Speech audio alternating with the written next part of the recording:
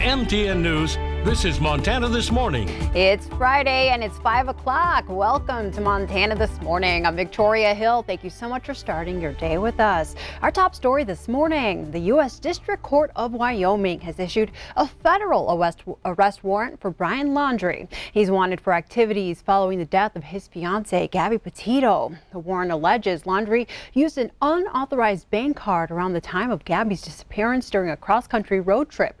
Laundrie has not been seen in more than a week.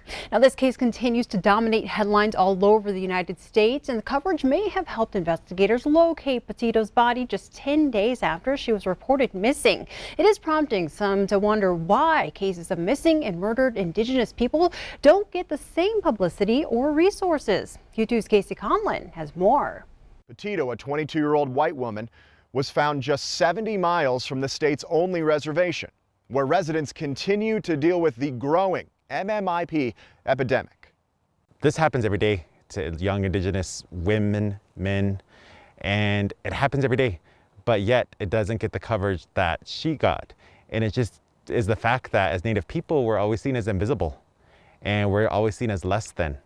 Jordan Dresser sees firsthand what MMIP cases do to a Native community. He was elected chairman of the Wind River Reservation's Northern Arapaho tribe last year and has been a key liaison for Wyoming's MMIP task force, created in 2019. That task force released a report earlier this year showing the crisis's deep roots. Over the last decade, 710 Indigenous people were reported missing. 50% of them were not found within a week. 1 in 5 were still missing after a month. The homicide statistics are more glaring. Indigenous peoples make up less than 3% of Wyoming's total population, but 21% of the state's homicides. The main culprit, according to the report, coverage. You really saw this theme of Indigenous women really just being overshadowed and not reported on. And then even then, when they were reported on, it was typically after a body had been found or after, the crime had occurred, framed very negatively, very graphic description of the crime. It's usually while they're drinking, they'll show up, or they're on drugs, they'll show up, or they're with their boyfriend, girlfriend, they'll show up. If somebody's missing, it should be reported on immediately, and there should be a fast response. Jurisdiction battles within law enforcement agencies also play a major role. When a major crime is committed on the reservation, automatically is a federal case. So the FBI, different individuals like that automatically get involved. But that kind of creates a lax time. The first 48 hours are very crucial, not only locating the person, but their perpetrator. That's why so many women like Ashley Loring, Jermaine Charlo, those women go missing. The people who did stuff to them are never found and brought to justice. Wyoming does not have an MMIP database. Montana's was launched this summer, but is still in its infancy in a state that currently has 203 missing people, and census statistics show us that more than a quarter of them are Indigenous. Dresser says region-wide cooperation is one key to reversing the trend. Whether it be Wyoming, Montana, South Dakota, North Dakota, even Colorado, if we kind of created a coalition about, okay, somebody's going to gone missing, most likely these are the states because we're close to each other, be on alert. Until then, the Petito case showed everyone the world's best tool right now. Leveraging social media from what I've been able to determine, has really led to some pivotal leads. When you have a national spotlight on you, of course, everyone wants to rise to the occasion. Hello, and good morning. No matter who that occasion is for. Casey Conlon, MTN News. Thank you so much, Casey. And now we turn our attention to weather, and I'm pretty darn excited because we have someone here who I've gotten to know behind the scenes, but I finally get to work with him on the set. Matthew Hidalgo filling in for Miller Robson today. Thank you so much for being here with us, Matt. It's kind of a change up from your schedule. Yeah, a little bit. I'm not used to the early morning, but yeah, I'm excited to be here. Thank you. And of course. Weather, it's going to be a cooler day today. Let's take a look at the current temperature right now, courtesy of the Stockman Bank weather cam. It's 45 degrees, humidity at 58%, and the wind's fairly calm out of the west at 6 miles an hour. Yesterday, we did reach a high of 76 degrees, which is a little bit above average for this time of year. Saw wind gusts about 25 miles per hour, and we are still in the hole when it comes to precipitation.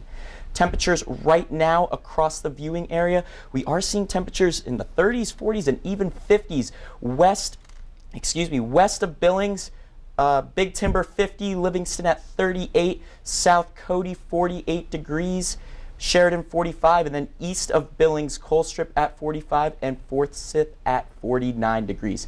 Later today, we will see temperatures get up around seasonable for this time of year, with temperatures in the low to mid 70s for the most part.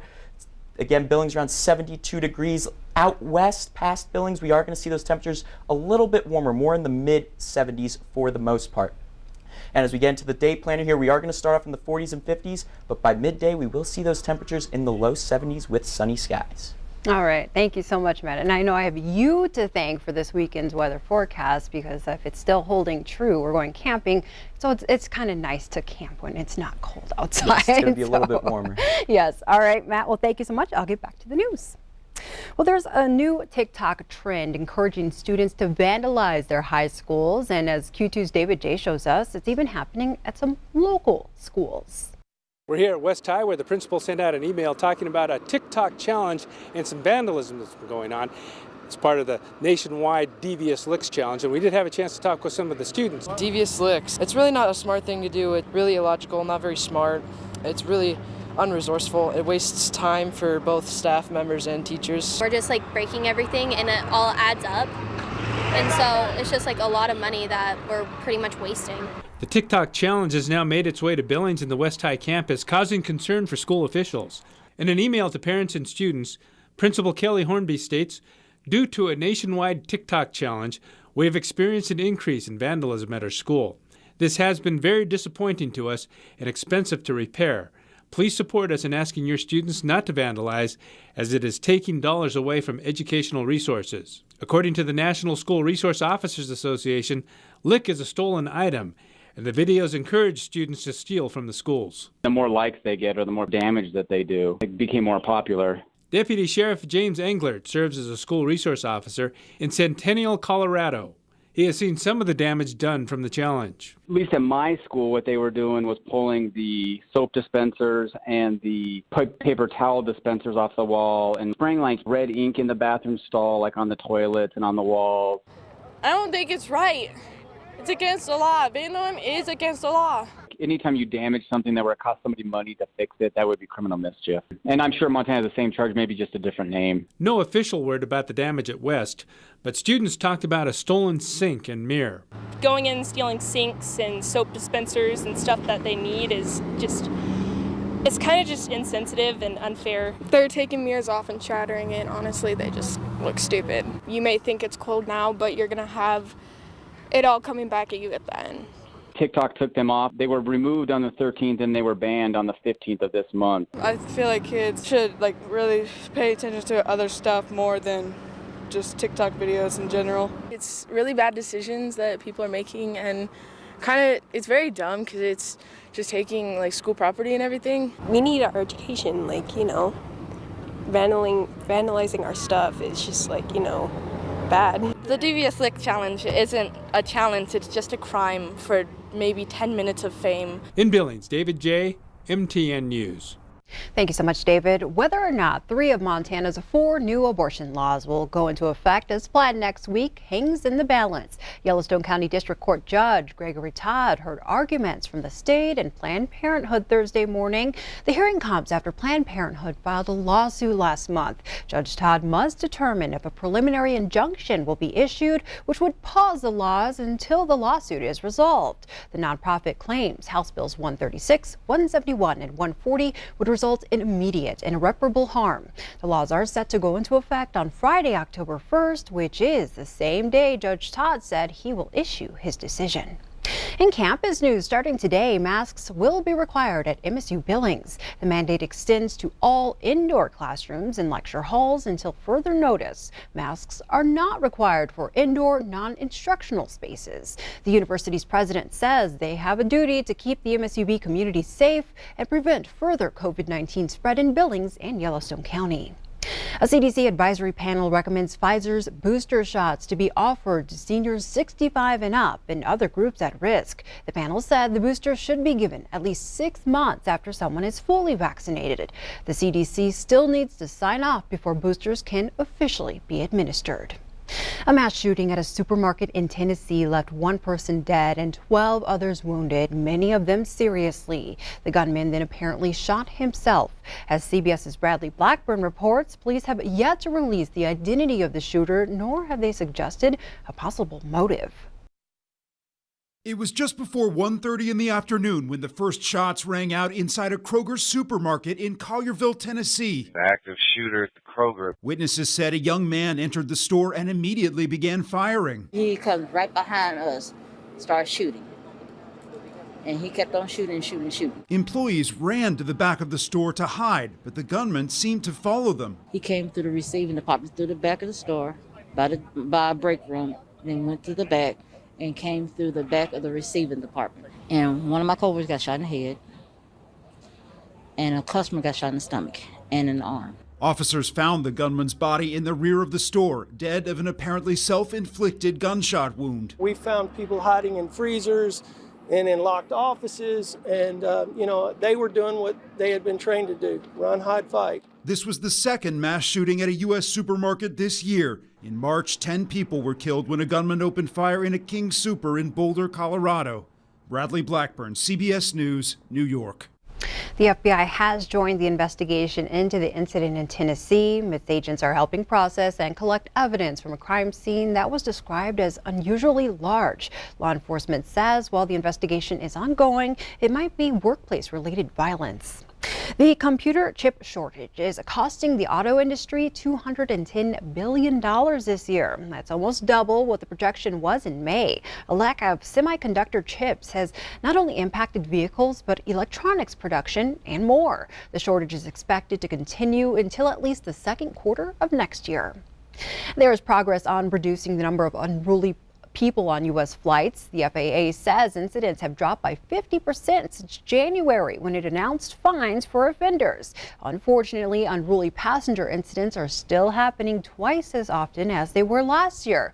Congress is paying attention to the issue. The House committee held a hearing on air rage yesterday. Leaders from a key global alliance are converging in Washington, D.C. today. The Quad brings President Joe Biden together with the prime ministers of India, Australia, and Japan. In its first in-person meeting, the leaders will discuss cooperation on the pandemic, climate change, technology, and more. While the Quad never mentions China, the alliance is largely seen as a way to offset the country's influence. China calls the Quad an attempt to derail its global rise. Baby pillows linked to more than a half-dozen deaths are being recalled. 3 baby loungers made by Boppy Company have been involved in 8 infant suffocations between 2015 and 2020. In all cases, the infants were found on their sides or stomachs. The company is recalling 3.3 million loungers, including the original newborn loungers, the preferred loungers, and the Pottery Barn Kids Boppy newborn loungers. Anyone who has one can go online or call the company's designated hotline for a refund. Now closer to home, trophy-level antlers, hides, and horns are up for auction tomorrow right here in Billings. They've all been confiscated or collected by Fish, Wildlife, and Parks and have been accumulating for 4 years. Some are from animals that died from disease or roadkill, but many of the items were claimed in poaching cases. Those putting on the auction say it represents the best and worst of Montana. See how much wild game that Montana has to offer in the quality of animals that comes in, but on the flip side you have the way that all of this was amassed is a negative. The animals were taken from every region of the state. Officials say the biggest draw will be for bighorn sheep, some scoring over 200 inches. Those are expected to fetch more than $3,000. Doors open at 9 o'clock tomorrow morning at the National Auction House of Billings, and bidding starts at 11.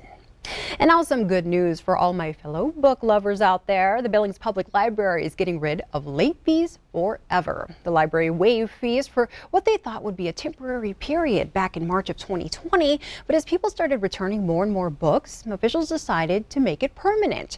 Library officials hope the move will get more people interested in reading. I feel like that the fines were punishing people that were, adhering to the system, and we wanted to make sure that especially like teenagers and, you know, frequent flyers to the library continue to have that access. And so it's definitely about making sure people can use the library more. It's about honoring folks that bring their materials back. The library will still charge for lost, unreturned, or damaged books. Thank you so much for starting your day with us here on Montana This Morning.